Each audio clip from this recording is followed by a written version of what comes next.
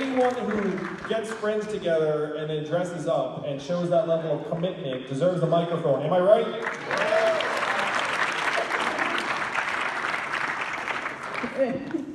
Thank you, Mr. Yank. We just flew in from the South Pole, and boy, are our arms tired. I'm Sid Bartlett. I'm with Bold, Iowa. So in the past, when asked about climate change, you've said that people with financial struggles have the attitude that the penguins can wait in line. Well, full disclosure, I'm not a penguin. I'm actually a person with financial struggles dressed as a penguin. Now, an extra $1,000 a month would be great, but in the meantime, we just found out last week that the second largest emperor penguin colony collapsed due to ice melt.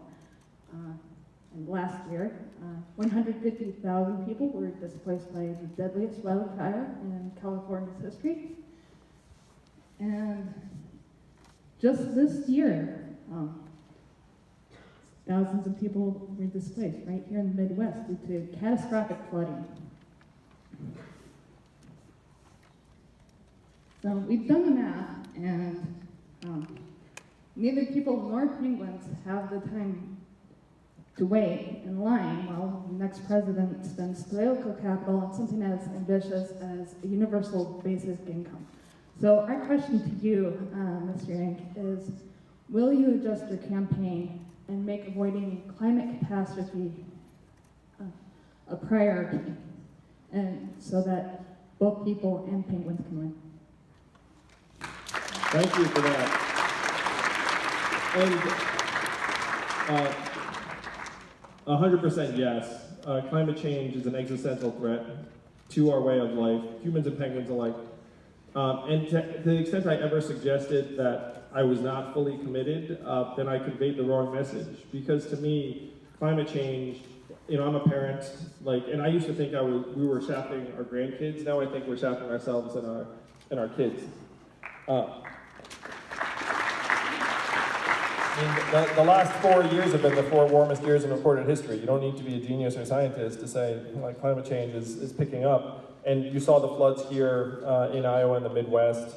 You see the forest fires and the changes around the world. So to the extent that I've said anything about the fact that in a society where 78% of people are having trouble paying their bills and it's hard to galvanize energy around climate change, I still stand by that.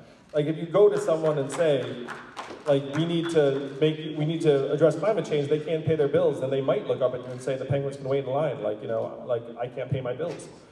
And so what we have to do is we have to get the economic boot off of people's throats. And then they're gonna hopefully realize that we need to address climate change.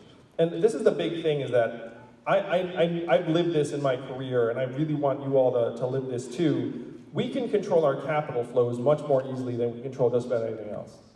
If I'm elected president thanks to you all, this is not a far out policy at all. So bear with me. So I become president in 2021, and then the entire reaction is going to be the anonymous Asian man who wants to give everyone money just became president. How did that happen? And then all the Democrats and progressives will be super psyched because they'll be let's work with a new Democratic president to beat Donald Trump and get money to children and families. And then Republicans and conservatives are going to look up and say, wait a minute, I kind of like this because this is money that's going to go to rural areas and red states on the interior, and we do not need 80% of Congress to pass the dividend, we just need 51%. So let's say we get the dividend across the finish line, and then President Yang is going to be all right, now climate change, and then we're going to be able to accelerate progress towards climate change because those people that earlier could not focus on anything but paying their bills now have their heads up. And then when you say climate change is an existential threat, they'll look at their children and say, yes, it is. So this is just my choice of tactics, but we are 100% aligned on where we need to go. I'm for carbon fee and dividend, I'm for rejoining the Paris Accords, I'm for clean air and water as actual measurements of the economy.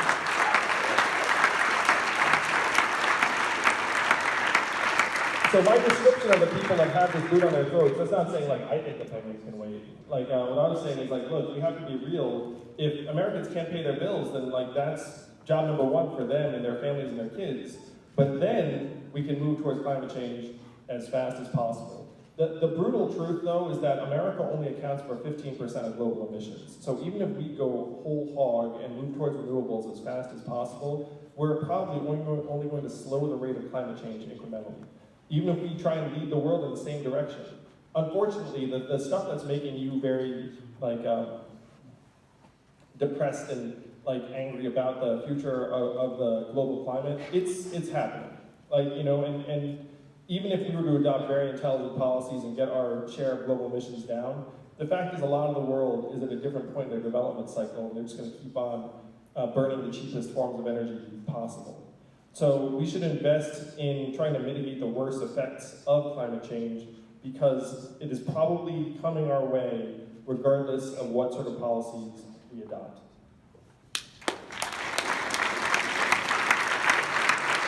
Thank you all for your energy and commitment and passion. It's infectious, and you should know I am with you. I'm not running around as a climate change candidate, but I am running around as a science candidate. And if you believe in science, you know climate change is